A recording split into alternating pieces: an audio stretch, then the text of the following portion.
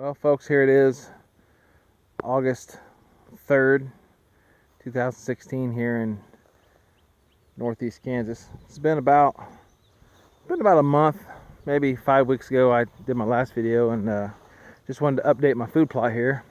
This Whitetail Jungle is really growing well. You can see right here, this stuff must be close to 10 feet tall. It's thick, it's lush. This is the best spot. I don't know what's in the soil here, but this stuff loves it, and it must be better pH right here in this specific spot, but you can see how thick it is. Then coming over here, it's just not quite as tall. It's around 4 and 5 feet right through here. But overall, I'm happy with this product. I think if I'd got a better soil sample, all this stuff would really just take off.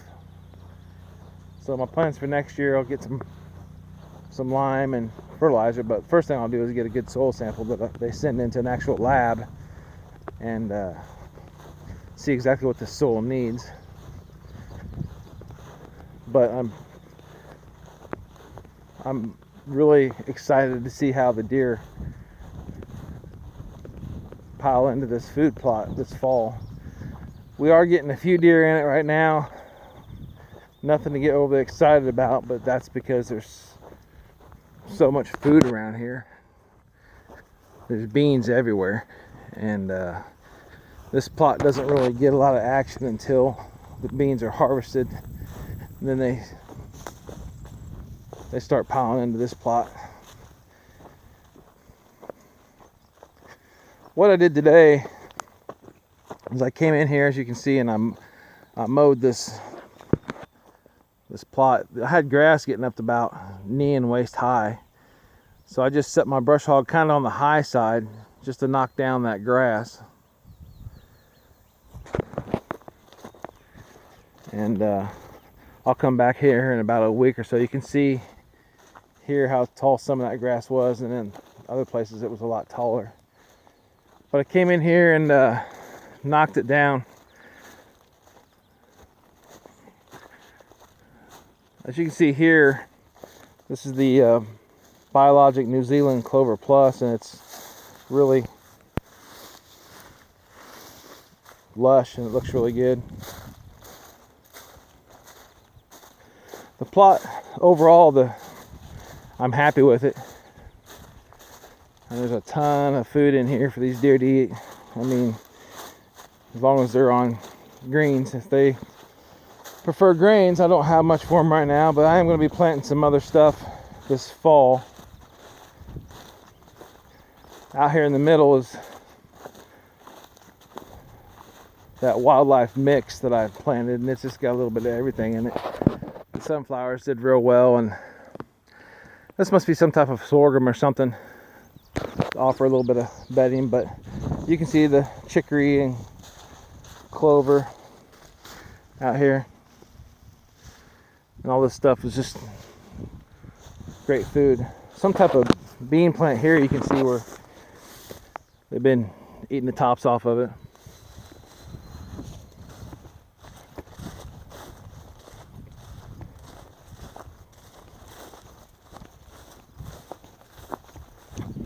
Walking over here, my foraged soybeans. I came in a little bit late and sprayed them. And you can see where all the grass, I sprayed and killed off all the grass out here. And then unfortunately I got a little too close to my little chestnut tree here, and it didn't quite make it. So lessons learned. But the beans, we need some rain. They're here, they're growing. I think they would probably do a little better if I would have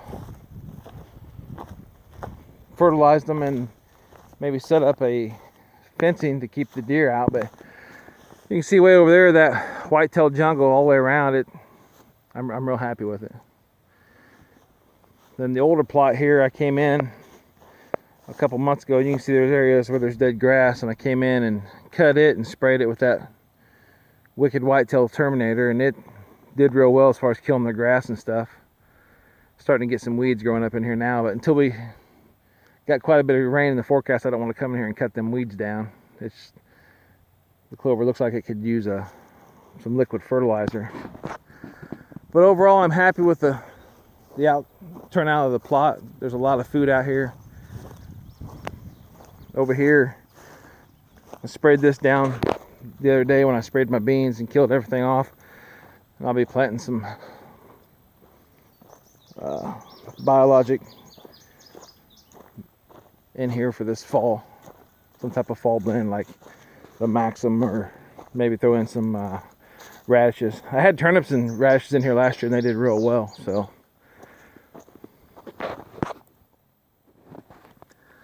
but I just wanted to give you guys an update. You know, I'm still learning. I think I'm grasping it pretty good.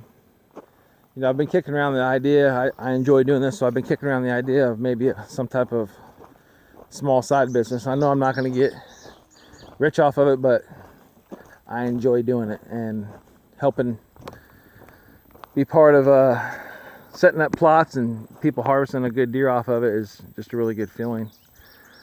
The one thing I've kind of noticed from talking to people, though, is they don't realize what all needs to happen for a really healthy food plot. What I do is I come in and we got to get a soil sample. That's a must, and I've learned stuff on this plot's growing pretty decent, but I think the soil could have used a little bit of a boost before I started planting it. So definitely next year I'm going to have a soil sample, and if I have to, out there in the middle where that wildlife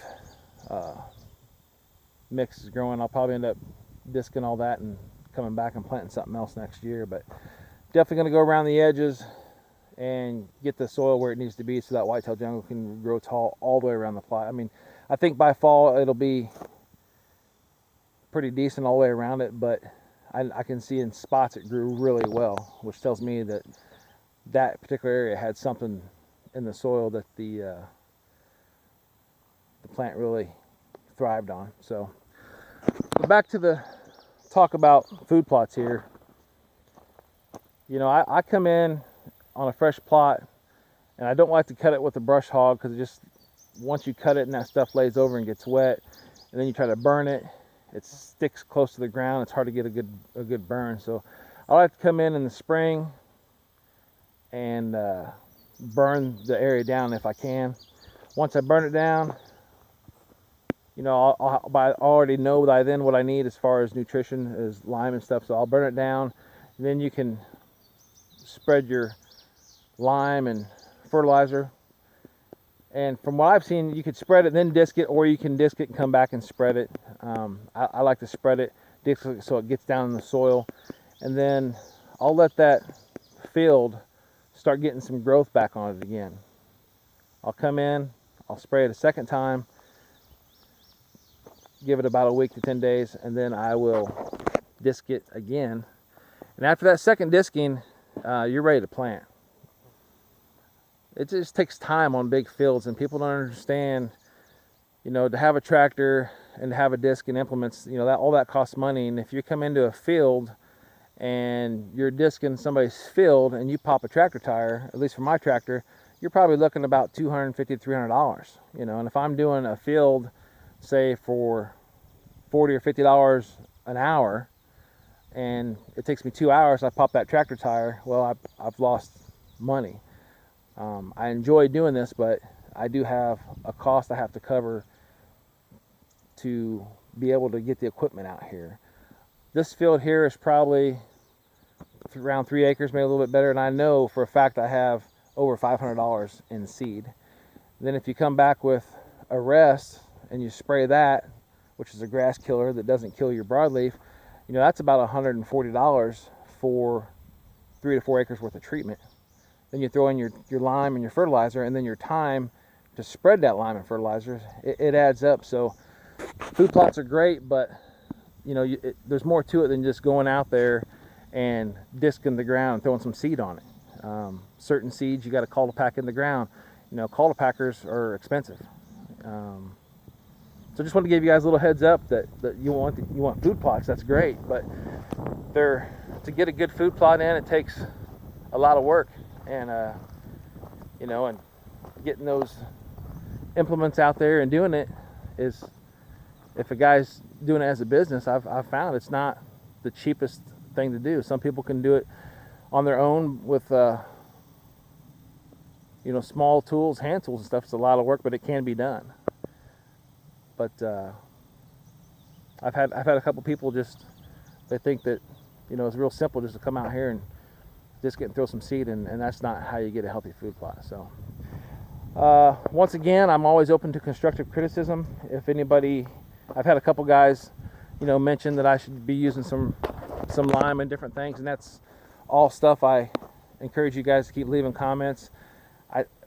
I'm always learning, and same way with deer hunting.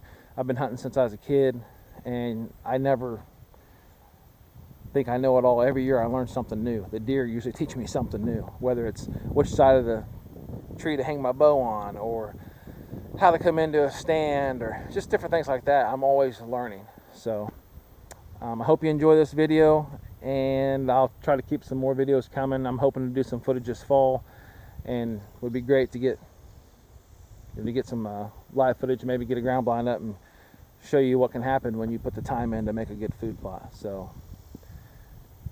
comment and subscribe, and any questions, just leave them in the comments below. Thanks, and have a great day.